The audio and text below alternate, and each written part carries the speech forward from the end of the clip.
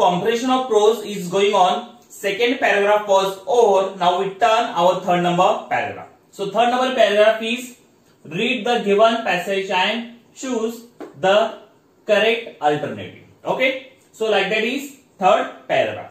First we read all the paragraph and second time we spot some unknown words and get to know their meanings. Okay. And after that we solve some question based on this paragraph. So paragraph is glass is one of the most beautiful substances that we see around us. There are so many things around us that are made from glass, such as light bulbs, bottles, jars, marbles, etc. How this glass made? It is made by heating a mixture of white clean sand and chemicals like soda and lime. The mixture is heated in the furnace till it turns into hot liquid glass.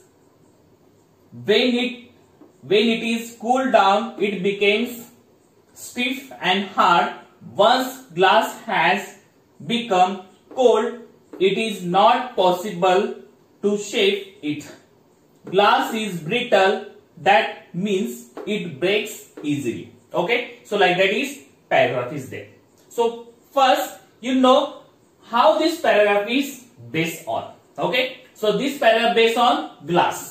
Glass म्हणजे काच. हे paragraph काचेवर आधारित आहे. म्हणजे काच जे आपण काचेपासून काही वस्तू असतात ते आपण स्वतः यूज करतो किंवा आपल्या घरामध्ये आपण बघत असतो. तर हा ग्लास जे आपण बघत असतो ते ग्लास ऍक्च्युअली कशापासून बनत असेल ह्या पॅराग्राफ मध्ये आपण ते शिकणार आहोत. Okay, so main thing is glass. So this paragraph is based on glass. So first, glass is one of the most beautiful substances that we see around us. म्हणजे ग्लास म्हणजे काच हे असे सुंदर पदार्थ आहे की आपण आपल्या अवतीभोवती बघत असतो. ज्या वस्तू आपण बघतो त्या मोस्टली 99% जे वस्तू आपण घरामध्ये बघतो ते काचेपासूनच बनवलेली असते. There are so many things around us that are made from glass. आता मी तुम्हाला सांगितलं जे वस्तू आपण बघतो आपल्या अवतीभोवती सभोवताली ते जास्त करून काचेपासूनच बनवलेले असते. Such as a light bulbs, bottles, jar, marbles etc. त्यातले काही एक्झाम्पल मी दिले तिथं. लाईट बल्ब्स असेल जे आपण बल्ब्स लावतो ते सुद्धा काचेपासून बनवतात. ट्यूब असेल ते सुद्धा काचेपासून बनवतात. त्यात बोटल्स असेल, जार्स असेल, मार्बल्स असेल या वस्तू आपण काचेपासून बनवलेले वापरतो. Then how this glass made? आता हे जे वस्तू आपण यूज करतो पण एक शंका एक प्रश्न आपल्या मनामध्ये उद्भवतो. ते प्रश्न कुठला आहे की हाऊ दिस ग्लास मेड म्हणजे ही काच कशापासून बनवलेली असेल हे असले क्वेश्चन आपल्या मनामध्ये येतात. So this paragraph tell how to made glass. So it is made by heating a mixture of white clean sand and chemicals like soda and lime. आता ऍक्च्युअली या तीन वस्तूपासून सबस्टेन्सेस पासून आपण काच बनवतो. त्यातली पहिली वस्तू कुठली? White clean sand. White clean sand and soda and lime या तीन वस्तूपासून पदार्थापासून आपण काच बनवतो. आता हे तीन वस्तू काय करतात? It is made by heating a mixture म्हणजे हे जे तीन मिश्रण आहे ते एका फर्नेस मध्ये एका भट्टीमध्ये या तीन वस्तूला या तीन पदार्थाला मिक्स करतात आणि तापवतात. So it is made by heating a mixture of white clean sand and chemicals like soda and lime म्हणजे clean sand then soda and lime हे तीन वस्तू फर्नेस मध्ये त्याला हीट देतात, त्याला गरम करतात. The mixture is heated in the furnace till it turns into hot liquid glass. आणि या तीन मिश्रणाला त्या भट्टीमध्ये एवढं तापवतात की त्याला हॉट लिक्विड म्हणजे त्याला एक द्रव पदार्थामध्ये त्याचं मिश्रण ते तयार करतात. So hot liquid glass. Wien it is cool down it becomes stiff and hard. आणि जेव्हा ते लिक्विडच्या प्रमाणात असते जेव्हा ते तीन पदार्थ एकत्र त्या भट्टीमध्ये गरम करतात तेव्हा ते द्रव रूपामध्ये त्या काचेचं रूपांतर होतं आणि त्या द्रव रूपामध्ये ते काचेला कुठल्या प्रकारचं शेप देता येतं. पण एकदा जर ते थंड झाले तर ते कसं होतं, स्टिफ अँड हार्ड म्हणजे कठीण होतं. So when it is cool down it becomes stiff and hard. म्हणजे जेव्हा ते काच थंड होते तेव्हा ते स्टिफ आणि हार्ड म्हणजे कठीण होते एक प्रकारचे. Once glass has became cold, it is not possible to shape it. आणि जेव्हा काच हे थंड होते तेव्हा त्याला कुठल्या प्रकारचा आकार देता येत नाही. जेव्हा ते गरम असेल, द्रव रूपामध्ये असेल तेव्हा तुम्ही कुठल्या प्रकारचा शेप त्याला देऊ शकता. पण एकदा जर ते थंड झाले तर ते स्टिफ अँड हार्ड म्हणजे कठीण होते आणि तुम्ही त्या काचेला कुठल्या प्रकारचा शेप देऊ शकत नाही जेव्हा ते काच थंड होते. Glass is brittle. Glass is brittle. So brittle it is a new word here. ब्रिटलचा अर्थ काय की ते इझिली ते ठिसूळ असते ती फुटू शकते. ओके, काच हे ब्रिटल आहे म्हणजे ठिसूळ आहे ते इझिली फुटू शकते. So that means it breaks easily. ह्याचा अर्थ काय, breaks easily. Brittle means breaks easily म्हणजे ठिसूळ आहे आणि ते खाली पडल्यानंतर लगेच फुटू शकते. Okay, so like that is paragraph based on glass. Understood? Now here are some questions based on this paragraph is there. So first question is, what is the meaning of the brittle? What is the meaning of brittle? शेवटी आपण आताच वाचते. Brittle या शब्दाचा अर्थ त्या paragraph मध्ये काय दिलेला आहे. Okay, so 1 number liquid, 2nd number furnace, 3 number breaks easily, breaks easily, and 4 number substance. Okay, so what is the meaning of brittle? Liquid म्हणजे द्रव, furnace म्हणजे भट्टी, breaks easily म्हणजे ठिसूळ आहे फुटू शकते लगेच, आणि substances म्हणजे पदार्थ. Okay, so what is the meaning of brittle? So we read it there. Glass is brittle. Brittle means it breaks easily. It breaks easily. So what is the meaning of brittle? Breaks easily. Brittle या शब्दाचा अर्थ breaks easily आहे. Okay, so where is the break easily? 1 number no, 2nd no, 3rd is there. So meaning of brittle is breaks easily. So option number 3 is correct here.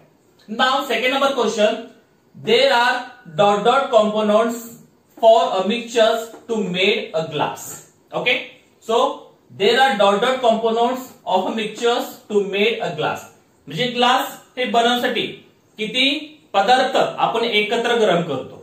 Okay, so there are dot components of a mixtures to make a glass. So option number 1, 2, option number 2, 3, option number 3, 1, and option number 4, 5. So how many components to mixtures to make a glass? किती पदार्थाचं मिश्रण एकत्र करून काच बनवली जाते.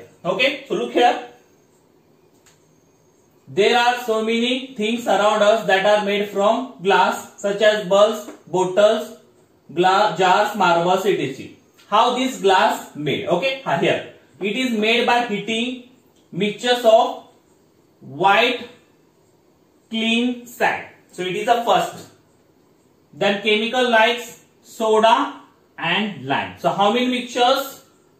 White clean sand, soda and lime. So these 3 mixtures we complete to make a glass.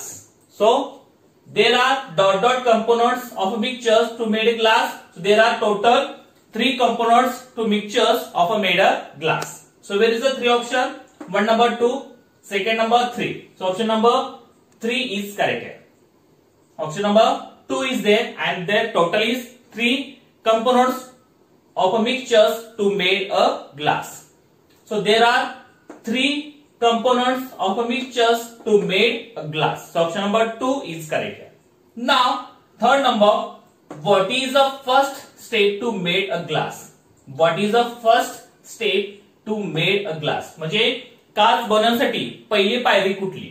जे आपण काच बनवतो त्यातली फर्स्ट स्टेप पहिली पायरी आपण कुठली यूज केलेली आहे या पॅराग्राफ मध्ये. So 1 number heating a mixtures, 2nd number cool down a mixtures, 3 number mold the mixtures and 4 number give the shape. Okay, आता काच बनवण्यासाठी पहिली पायरी कुठली? हिटिंग अ मिक्सचर्स, म्हणजे जे मिश्रण आहे त्यांना गरम करायचं. कूल डाऊन अ मिक्सचर्स, म्हणजे ते मिश्रण आहे त्याला थंड करायचं. मोल्ड द मिक्सचर्स, म्हणजे मिक्सचर बनवता त्या मोल्ड मध्ये टाकायचं आणि शेप द्यायचं. गिव्ह द शेप, त्याला शेप द्यायचं. Okay, so which is the first step? Look here in paragraph. What is the first step here? How this glass made? So it is made by heating a mixture. So which is the first step? Heating a mixtures. Okay. So first step is heating a mixtures. Where is the option is there? 1 number heating a mixtures. It is a right here. So first number is right. So heating a mixtures, it is the first step to make a glass. So option number 1 is correct here. Now 4 number. When glass became stiff and hard. When glass became stiff and hard. Glass हे कठीण केव्हा होते? Glass म्हणजे काच हे कठीण केव्हा होते? So 1 number option, when it's hot. Second number, when it's cooled down. 3 number, when it's heated in the furnace. And 4 number, when it's turned into liquid. So which is the things is correct here? When glass became stiff and hard. Glass, काच केवळ कठीण होते. Okay, so 1 number, when it hot, जेव्हा ते गरम असते तेव्हा ते कठीण होते का? When it's cooled down, जेव्हा ते थंड होते तेव्हा ते कठीण होते का? When it's heated in the furnace, जेव्हा ते भट्टीमध्ये त्याला गरम करतात तेव्हा ते कठीण होते का? When it's turned into hot liquid, या into liquid, जेव्हा ते द्रव रूपामध्ये होते तेव्हा ते कठीण होते का? So which is the right here? See the paragraph. Where is there?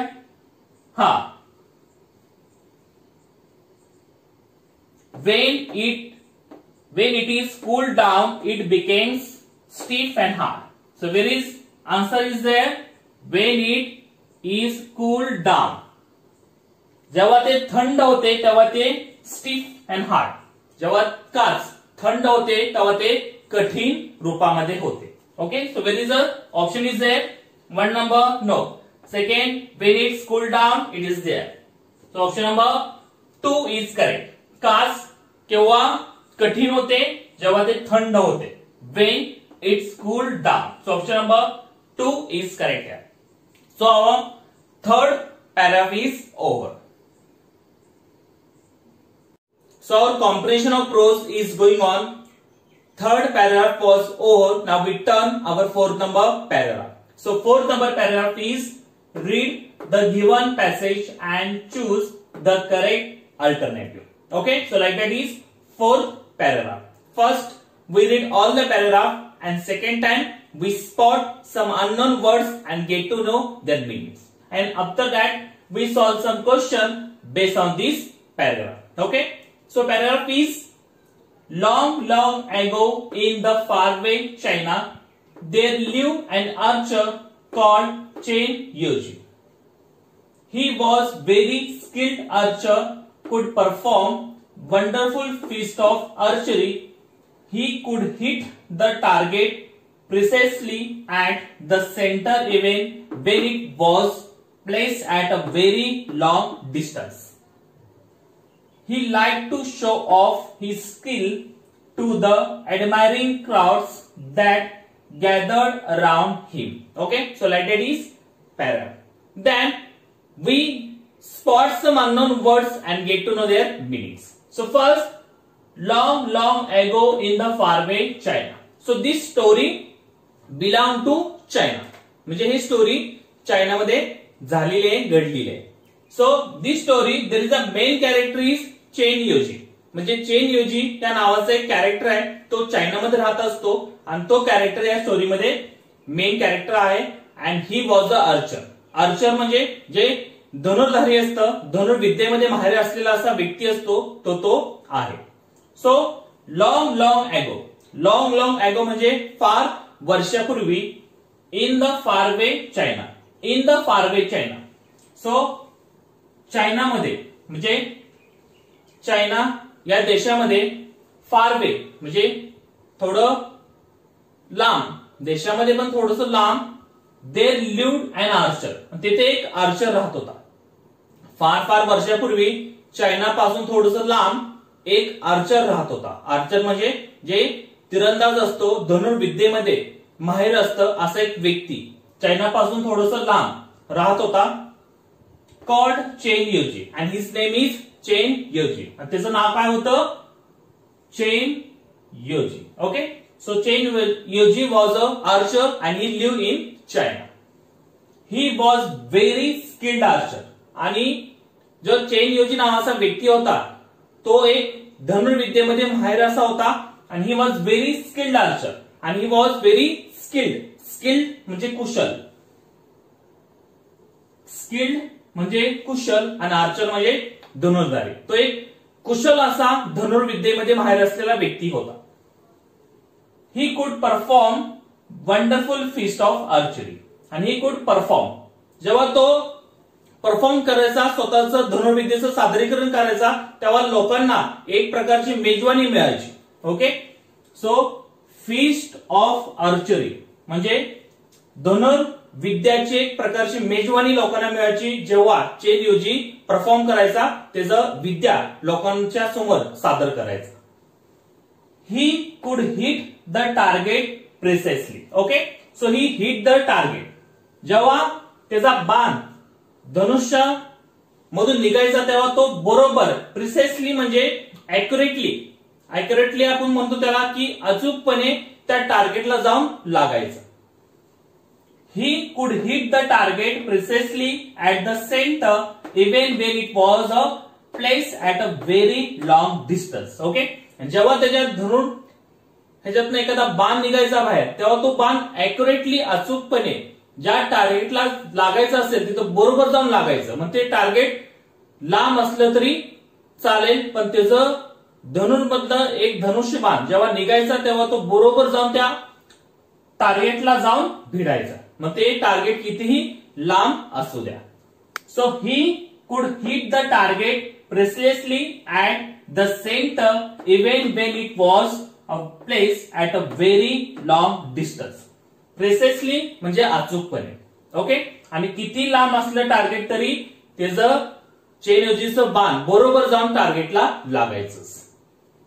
He liked to show off his skill. Okay, so he was very good archer, but one weak point he had. एक weak point होतं chain योजीचं, तो show off करायचा. Show off करणे म्हणजे देखावा करणे, म्हणजे लोकांना दाखवायचं आहे की मी ग्रेट आहे, माझ्यासारखं धनुर्विद्येमध्ये कोणीही माहिर नाही. He was a skilled archer but his weak point is there. He was to like to show off. म्हणजे त्याला काय आवडायचं की शो ऑफ करायला. शो ऑफ करणे म्हणजे दिखावा करणे की माझ्यासारखं दुसरं कोणी नाही. So he was a good archer but एक वीक पॉइंट त्याचा होता की तो शो ऑफ करायचा. So he like to show off his skill to the admiring crowds. जेव्हा लोक गर्दी व्हायची तेव्हा तो देखावा करायचा. दिखावा काय करायचा की माझ्यासारखं दुसरं कोण नाही. His skill to the admiring crowds that gather around him. जेव्हा लोक गर्दी करायची तेव्हा तो स्वतःचा देखावा दाखवायचा आणि माझ्यासारखं कोण नाही असं लोकांना दाखवून द्यायचा. So only one weak point he having. He was show his skill to the admiring crowds that gather around him. Understood? So like that is paragraph. So down side there are some question based on these paragraphs. Now we will solve it. So number one question is, where did Chen Yoji lived? Okay, so where did Chen Yoji live? Where म्हणजे कुठे. Okay, so Chen योजी हा धनुर्विद्येमध्ये माहिर असलेला कुठं राहत होता. Okay, so number one option India, second number China, third number Sri Lanka and fourth number England. So Chen Yoji हा Archer कुठल्या देशामध्ये राहत होता? So look in the paragraph. Long ago in the faraway China there lived an archer called Chen Yoji. So where he lived in China. So where is the China option? One no, second is there. So Chen Yoji lived in China. So option number 2 is correct here. Now second number question. Who was Chen Yoji? Who म्हणजे कोण. Okay, who was Chen Yoji? Chen Yoji हा कोण होता? So number one option a farmer. Second number, a doctor. Third number, an archer. And fourth number, a police. So who was Chen Yuji? Chen Yuji हा कोण होता? A farmer म्हणजे शेतकरी होता का? अ डॉक्टर म्हणजे डॉक्टर होता का? अन आर्चर म्हणजे तीरंदाज होता का? धनुर्विद्येमध्ये माहिर असलेला. अ पोलीस या पोलीस होता. तर चेन युजी हा कोण होता? Look here in paragraph. long ago in faraway China there lived an archer, Chen Yuji. So he was an archer. म्हणजे तो एक तीरंदाज होता. So which is the option archer? One no, second no, third is there. So Chen Yuji was an archer. So option number 3 is correct here. Now 3 number question. Could his arrow hit the target? Could his arrow hit the target? Could जेव्हा can कुड न question चालू होते तेव्हा त्याचा answer yes और no हे असतं. So could his arrow hit the target. जेव्हा त्याचं बाण या धनुष्य ह्याच्यात निघायचा तेव्हा तो बरोबर टार्गेटला लागायचं का? ओके. जेव्हा चेन युजीचं बाण बरोबर त्याच्या धनु ह्याच्यात निघायचा तेव्हा ते बरोबर टार्गेटला जाऊन भिडायचा का? सो ऑप्शन नंबर 1 येस हो. ऑप्शन नंबर 2 नो नाही. नथिंग नाही. समटाइम कधी कधी. Okay. So look here in paragraph. He could hit the target precisely at the center even when it was placed at a very long distance. म्हणजे जेव्हा त्याच्या धनुष्यबाणाने ते बाण निघायचा तेव्हा बरोबर जाऊन टार्गेटला भिडायचा. Okay. So yes it is answer is yes. Could his arrow hit the target? Yes, his arrow hit the target. So option number 1 is correct. Now 4 number. What did Chen Yuji like? What did Chen Yuji like? Chen Yuji ला काय आवडायचं? Number 1 dancing. Second number singing. Third number to show off. And fourth number playing. Okay. So what did Chen Yuji like? So look in the paragraph. What he liked here. He liked to show off his skill. त्याला काय आवडायचं? दिखावा करणे, show off करणे. जे आपल्याकडे कौशल्य आहे, आपल्याकडे स्किल आहे ते लोकांना शो ऑफ करायचं हे त्याला आवडायचं. So which is the show off option? 1 no, second no, third is there. So Chen Yuji like to show off his skill. Chen Yuji like to show off his skill. So option number 3 is correct here. Option number 3 is correct here. Okay. So our question is complete. So our 4th paragraph is complete.